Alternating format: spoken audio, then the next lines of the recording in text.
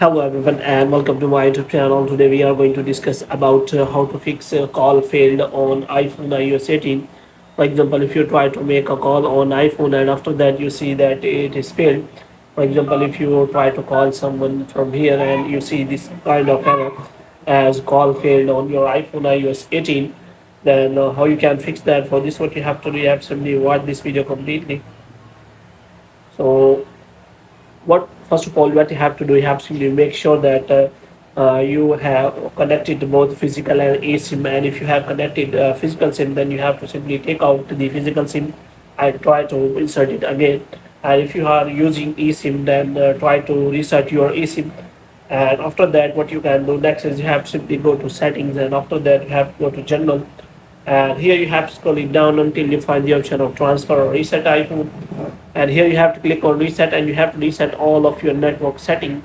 And after that, the setting network setting, you have to simply check whether you have not blocked that contact, which means if you are trying to contact the person which is blocked on your iPhone call list, then this kind of error will be shown, which means call failed option will be available.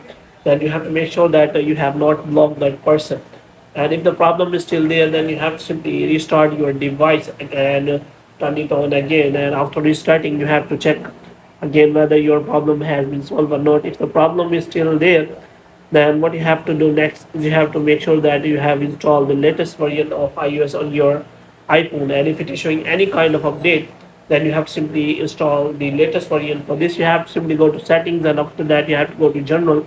You have to check software update, and if it is showing any kind of update, then you have to simply update the software app. And after checking the software update, you have to simply go back.